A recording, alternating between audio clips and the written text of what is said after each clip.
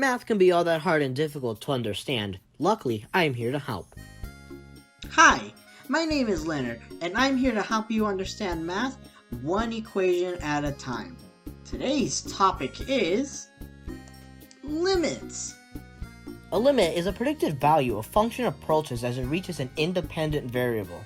This sign tells you what the x variable, and therefore the function's value will head towards. Personally, I see limits as a tool that lets you get infinitely close to a number. The idea is that you want to get close to a set of coordinates so you can predict another set of coordinates but never reach them. You can think of it as trying to park between lines. You can try your hardest, but you'll always be a bit off. You'll get a general idea of how you want to park and can get as infinitely close to perfection, but never park perfectly. Let's try finding the limit of 2 over x as x heads towards 8 with 3 different methods, by plugging in the variable, looking at the graph, and filling out a table. Plugging in variables can be easy. Turn every x into 8 as the problem tells us, and you'll get 2 over 8. After simplifying, you'll get a fourth, which means that the limit of 2 over x as x heads towards 8 is a fourth. Now, let's see limits in the graph. Starting at x equals 2 and moving closer to 8, we can see that the y value decreases at a decreasing rate, meaning we're getting closer to the limit. When we reach 7, we can see y is close to around a fourth. Even when x equals 7.5, y is extremely close to a fourth, but since it's decreasing at a decreasing rate, it won't go past it. Therefore, the limit is a fourth. Lastly, let's look at the table. This time we'll start at 7. By placing numbers closer and closer to 8, we can see that the values get even closer to a fourth, so we can discover that the limit is a fourth. Now you should recall that I said you could plug a limit into a function to see its results. Most of the time, this works. But you do not want to see limits as just plugging in a variable. Why? Well, because of a little thing called discontinuity. Discontinuity happens when there's a jump or cut in the graph and it splits. It kinda makes it hard to find the limit when the variable is on that jump, don't you think? Luckily, I have a pair of helpful operators called the positive and negative sign. By placing an operator in front of the limit's number, we'll know from what direction to look at the limit from. Positive means to look from the right to the limit's value. Similarly, negative means to look from the left to the limit's value. When we look at a practice problem, we can see that some methods work a bit better than others. Looking at the problem, we'll have to figure out what equation we want to plug into the limit before we even do anything. Since the limit is positive, we'll be coming from the right, meaning it's greater than 0, so we'll use x plus 1. Likewise, when the limit is negative, we'll be coming from the left, meaning it's less than 0, so we'll use negative x. Looking at the graph, specifying direction is important. Since the limit is positive, we'll be coming from the right to 0.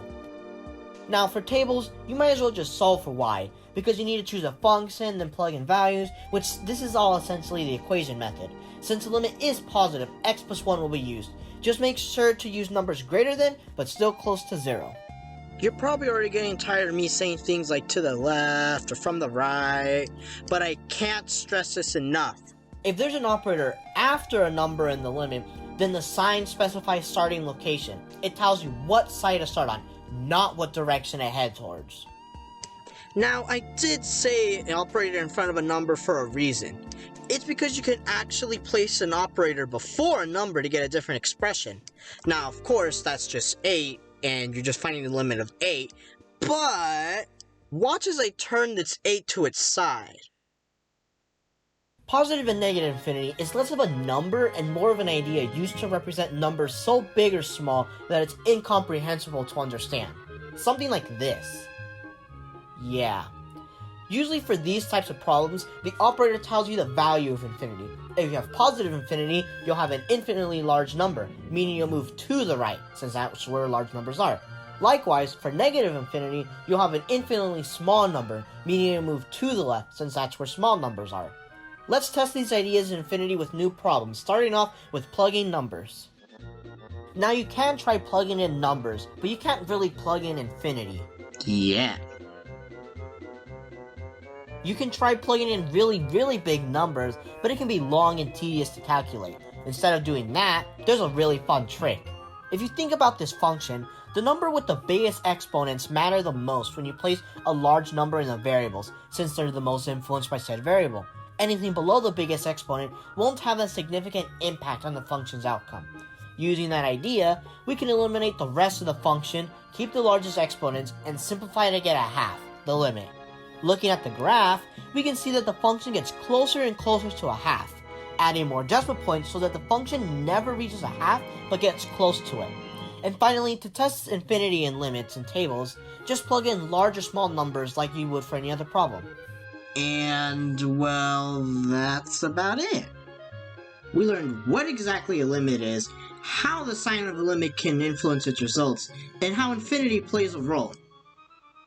Anyways, I hope this video was most helpful.